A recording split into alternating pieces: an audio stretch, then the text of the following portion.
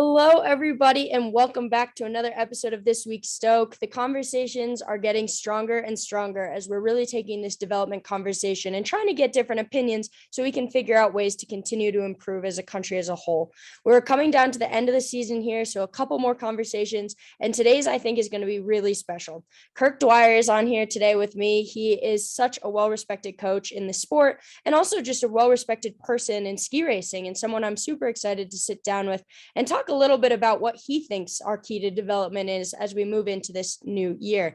Kirk Dwyer, thank you so much for coming on. I know you came on for episode 1 of season 1 as we talked about how to set a good slalom course. So now it's kind of fun. We're going to sit down and actually have a conversation at the root of it all, development. So thank you so much for coming on. And I'm really excited to kind of talk through this with you. You're welcome. So just so everybody knows, Kirk Dwyer, if you don't know him, is somebody who's been around the block for a while. He knows the sport really well. He has tons of experience. He was the headmaster at Burke Mountain Academy for 16 years, my headmaster when I was there, so it's pretty fun.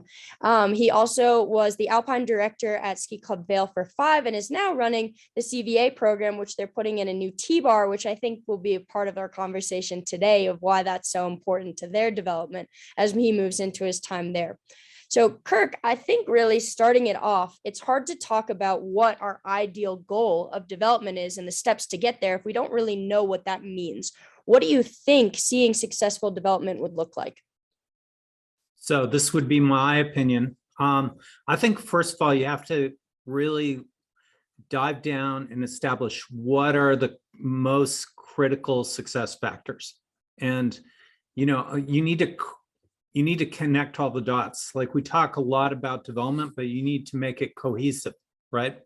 So I would say the most important success factor for me over the years, and this is at GMBS where I was for 25 years, then Burke, Vail for periods of time. Those 3 programs were on an objective basis, were the top programs in the country. And I think in general, there we skied more with quality than other programs. And I think if you look at top programs around the country, where it's Palisades Tahoe or Buck Hill or those other great programs, in general, that's been a consistent factor. You look at the Cochran family, they ski more, but it's a technical sport. So it's not just skiing more, it has to be quality.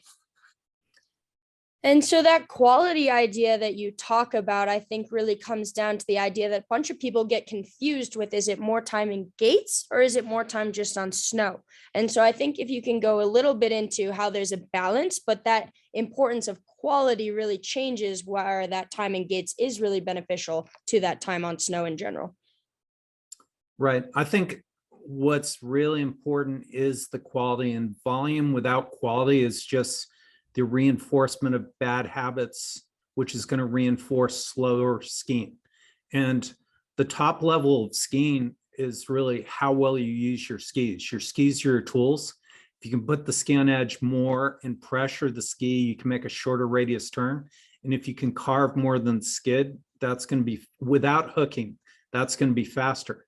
So technique is really important. I've seen that, I've seen that really clear this year coming to CVA, where we're building the program and worked with a lot of young athletes. And it was clear that we needed to spend more time doing technical work.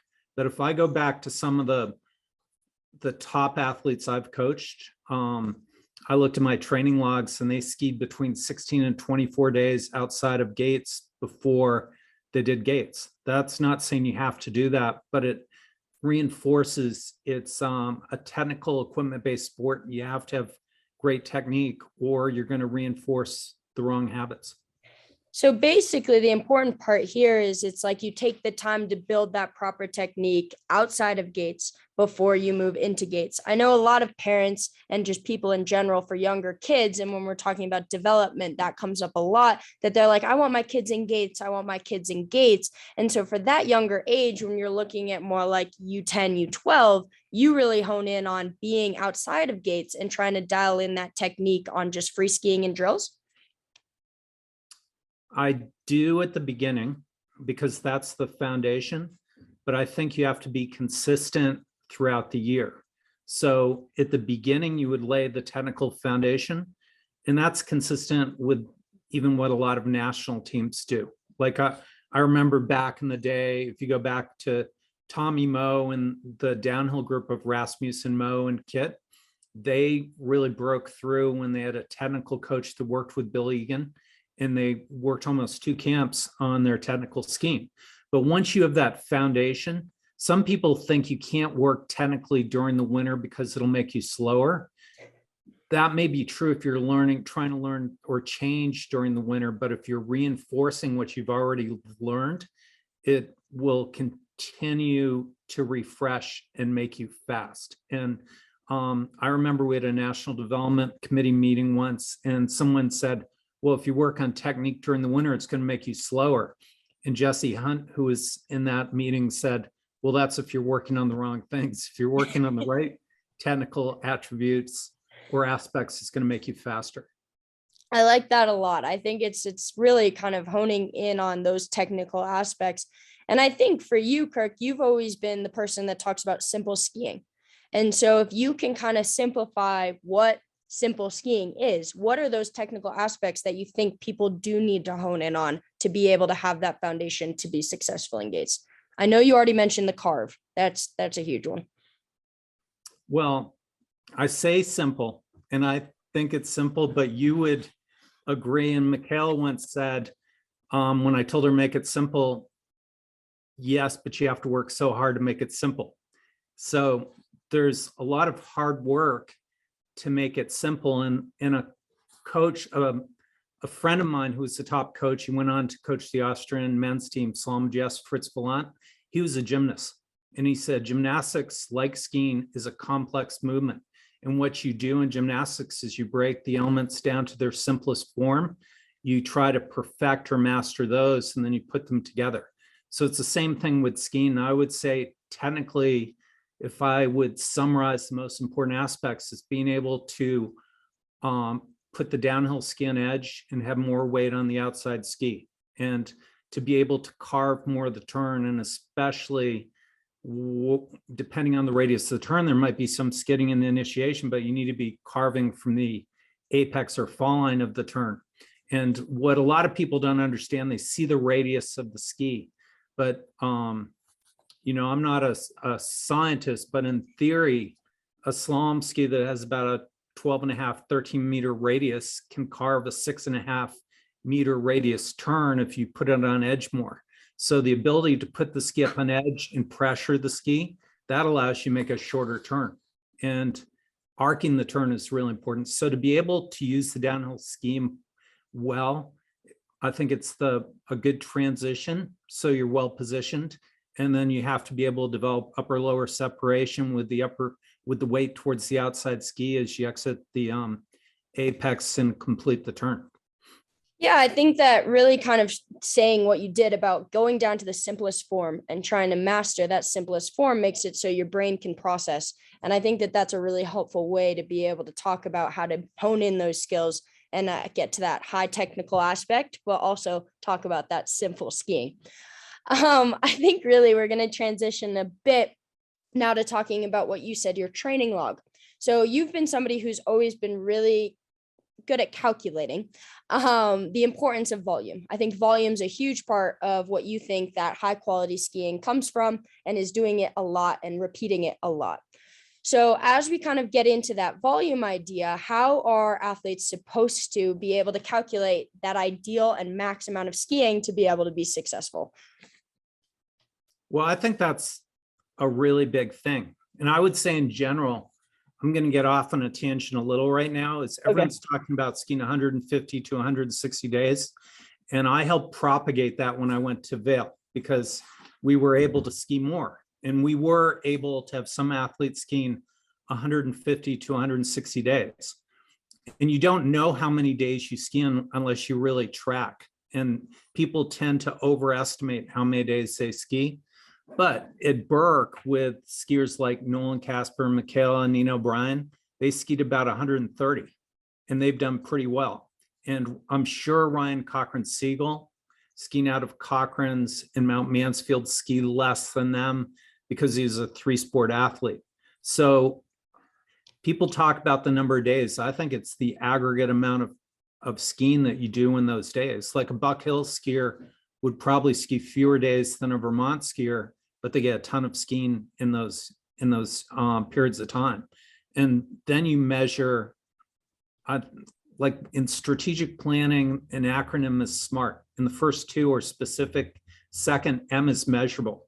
And I think virtually in any sport, people are measuring what they're doing, and they're able to set benchmarks and goals based on those measurables. So I think you should be able to track, but you need to keep it fairly simple. If it's too complicated, it's going to break down and people aren't going to be able to track. So like you last year, Parker's and I worked together last year, you had a huge number of GS gates. Like you were almost 10,000 GS gates. 6,000 to 8,000 GS gates is excellent. So, that's an example of measuring. But in the East, I said how when we were at Berkeley, we skied 130 days. I think there's a financial cost, but there's also an opportunity cost if you try to ski more.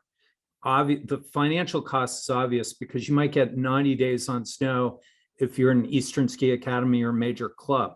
So Right. the other days are going to have to be at summer camps. So one thing we're doing here at Sugarloaf is try to leverage the November and April skiing to get additional days close at home. But it's really the work you can get done in those days.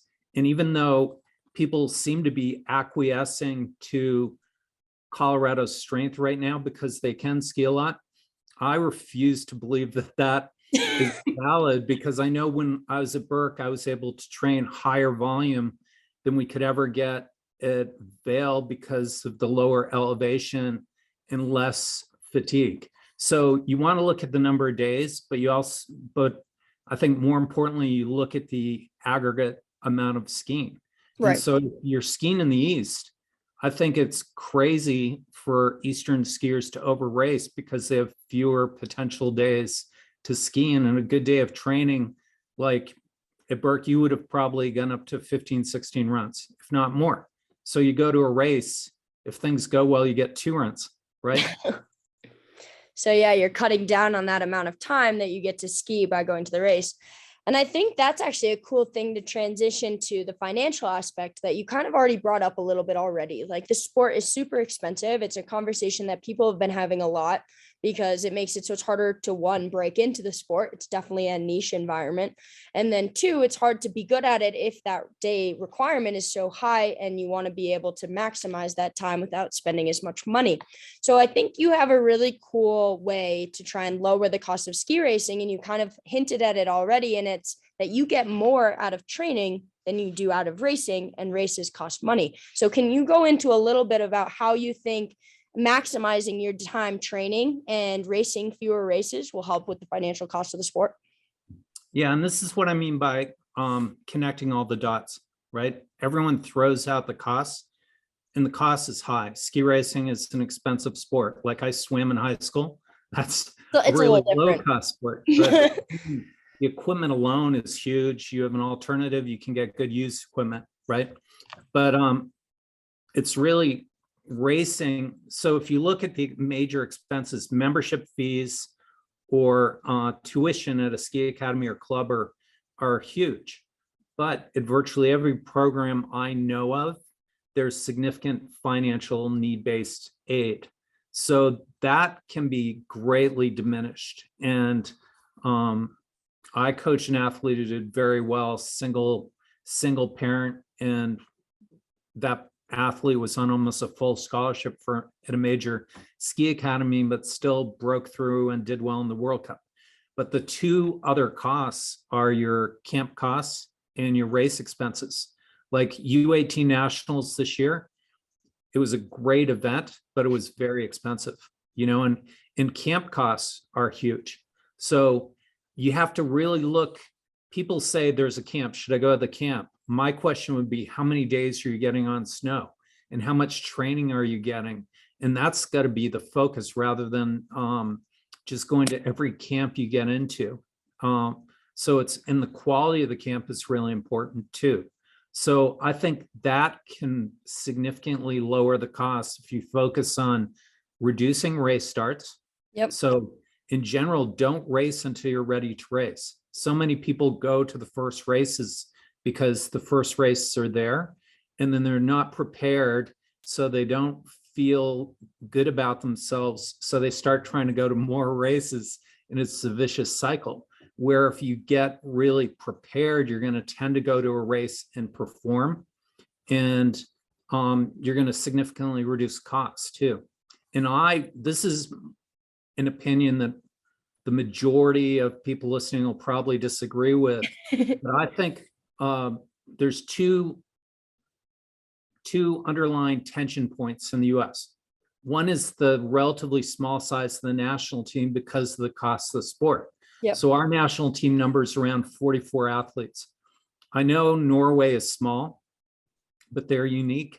But if you look at Switzerland, Austria, Italy, they're around 100 athletes. So that's a big delta. And then within that, there's always the tension, are you going to fund development athletes or are you going to fund performance athletes? So this is going to fit in to the large costs. I think there's the big, one of the biggest questions in development is, do you have a centralized system or a decentralized system? And I'm more a free market kind of guy. Yep. So I think the market can be strong if it's incentivized. And I think we should have a decentralized system where we enhance the regions, which we have in times past. Okay. There didn't used to be the U16 National is a great event, but we didn't used to have that. Michaela didn't have a U16 national event that started with, I think, the 97s. Okay. And we did pretty well with some of those athletes. Yeah. So I think in general that we should race within our regions, dramatically reducing costs. And our national level of competition should be the NORAM circuit, which then you would have a higher percentage of the targeted athletes attending because you would reduce the number of events. But the big thing is, big picture, are you going centralized or decentralized? If you go back to what I said, that we have about 44 athletes, I think our funding should go to our most competitive athletes. You're still going to have some young athletes who will make the C team, but Yep. don't have a D team. The D team has had a very poor return on investment. The success, some of the women are doing pretty well lately, but the results have been poor over the last 15 years or so.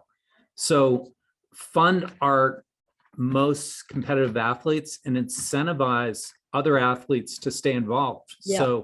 So have the current world ranking performance-based for qualifying the team. Maybe you slightly increase the number of athletes and make it from the NORAM circuit. And then older athletes who are in college have an incentive. They're going to see that there is an opportunity. Yep. But the national team has to educate and communicate what's that going to require. Like, it's going to require getting 130 days on snow, and you're going to have to go to all the NORAM races, but there's a window of opportunity if they want to avail themselves. So that's kind of a long answer to that question. No, but I think you said a lot of stuff that I think is really important there. I think the one thing about the regions, it's interesting to look at what Canada is doing, because they do have a very strong regional system and a very strong women's tech team right now, who, interesting enough, all were college skiers.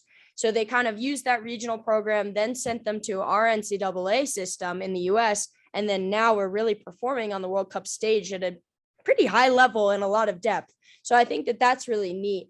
And then the second part of it is having that set criteria and being able to incentivize people. I think will keep people involved in the sport longer, which is fun to be able to have this more depth and a bigger pool of athletes to choose from in order to have that success and that like long-term development that we've kind of been hinting at this whole time. So I think, yes, long-winded, but epic answer to be able to talk about how there are ways that we can continue to improve, and seeing that in other countries as well. And so very helpful to be able to talk through that. I think really another fun part of this is kind of just going through, we did just finish an Olympic year. And now we have what they call this like refresh stage where they go through, they shake things up, they try and figure out how to be better for the next Olympic year. So the 4 years that we have now. What do you think are the most crucial aspects to hone in on to be able to be more successful at the Olympics this next 4 years? And then what did you really think about the Olympics that we just had? Do you think that was a grand show for our success as a country of ski racing, or do you think we have a ways to go? Well, I think this is the area where I know the least, right? Okay. I don't have any direct experience with coaching at that level. Yep. I've coached 3 athletes who have won medals, either world championships or Olympics. And I think if you go back to what I said about racing less, race when you're prepared, be prepared.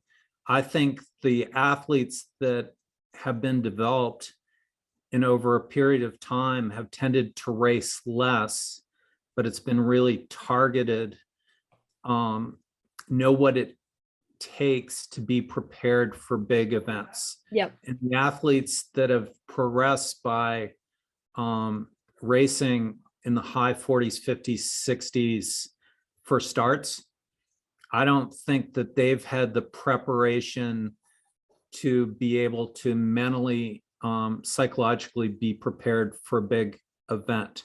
So I think that's really important. If you look there, a lot of the top athletes have raced less.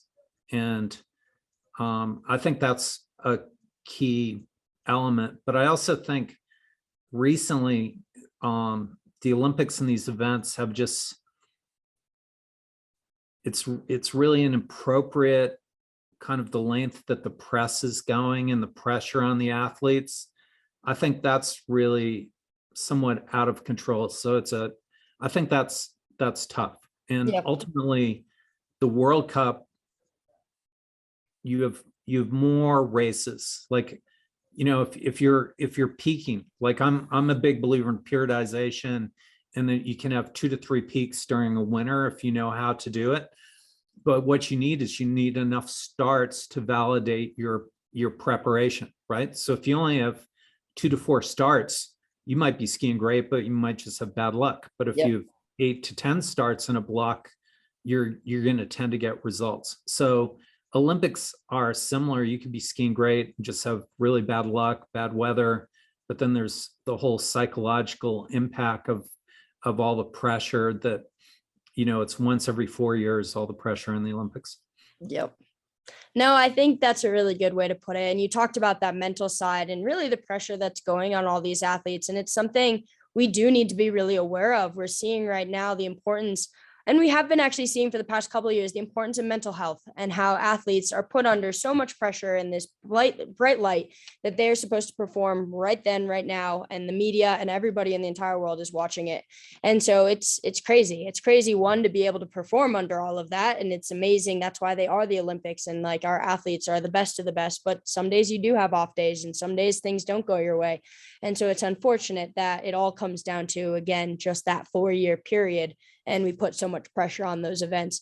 So it really is a true testament to how incredible our athletes are that we are working with. And I think that even with this development conversation, it doesn't go to show that our athletes that we are supporting within the national team aren't doing an incredible job. They are, and they are working really hard. So I think it's just a question of how do we continue to increase that pool and provide more resources and more development through the pipeline from our younger generations of our U10s, U12s that love the sport, and pushing them and continuing to find their success as they get into that higher level of racing, FIS and NORAM circuit, and then hopefully World Cup. So that's the whole goal of the development conversation. And just want to give that caveat to anybody who is listening that this is never a hit at anyone. It's just a conversation to be able to find ways that we can continue to improve as a whole collective body. So thank you, Kirk, for hitting on that. I think it's super important. And we really do care about the mental health of all of our athletes. And so I think just to finish it off, because we have touched on a lot of key pieces in a conversation that matters a lot, is we're just going to talk about skiing as a whole really quickly, as a sport that does require a lot of time. And it is one that, like we have already talked about, you only race a few times if you're trying to keep the financial aspect low, focus in on really being able to hone in your brain on races that matter. And you basically are training all year long for a couple of starts. And so what do you think really comes down to finding success as a skier when a majority of your time is training? Do you think it's the love of training? Do you think it's the love of racing? Do you think it's the love of just skiing in general? What do you think that pinpoint is, just for how people put up with a crazy sport like this, but do love it as much as possible to be able to continue through it in this period of development? Well, I think that's the big picture, right? So why do we do this? Why do you do this? And I think it has to be for the love of your sport. Yep. And seeing your sport as your art. And I'm also a parent. And the big thing is what you want for your kids, or what you should want as an athlete, to find something that you love to do that you can. When you're really young, people talk about passion, but passion comes from intrinsic motivation. So it takes time to truly develop passion. But if you find something in your life the passion for, that motivates you to work hard, like ski racing, it's a sum total of the process of doing all the little things that contribute to success. It's not as simple as technique, or certainly not just running full length courses. Running full length course, you won't get the volume that I'm talking about, but it's finding that motivation and always seeing that it's really your art. Like, you're out there trying. If you go in a start and you're thinking I'm going to win, or I've got to win, that's not helping you win. What helps you win is to go out and free your mind, to look ahead at that point in time, to go from the process of thinking to not thinking over a deliberate preparation. Let yourself go and just be looking ahead and focusing on feeling for good turns, right? And one thing I've said over years is, when someone's struggling, well, take a ride up to the top of the mountain and look around and think how lucky you are, right? So I think the most motivated athletes, I'm not going to say just national team, there have been a lot of national team athletes, but the ones who really got the most out of skiing treated skiing as their art or their passion. And they were just, what I've always, when I came to CVA from Vail, some people said, well, you're going to try to be the best. Or I said, I don't think that way. I want, like, the focus needs to be the best that you can be, or the best your program can be. And you don't compare, like, look at other, really look outside. You have to look externally to see what the external environment is, but you want to just focus on your own personal best, right? As a program, as an athlete, and to love what you're doing. I know that's why I'm still coaching, right? And that's why I wanted to end this interview on that, because be the best that you can be is words that I've lived by my entire life. And so I wanted you to say that. I'm glad you did.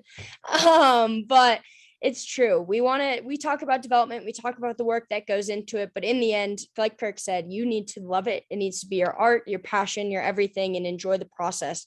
And in the end, it's your process and your development and your success is the best that you can be. And so, Kirk, thank you so much for diving into some of the nitty gritty, but also keeping it real and talking about how this sport is truly about the days that you enjoy being on the top of the mountain and racing down the hill and making nice arcs and really just enjoying that whole process. So thank you so much for your time. To everybody listening, I hope that you got a little bit of insight on ways that you can improve your training volume, your quality of training, and really just enjoying the sport that we all like to do on a daily basis. So thank you again. And thanks, Kirk. You're welcome, Parker.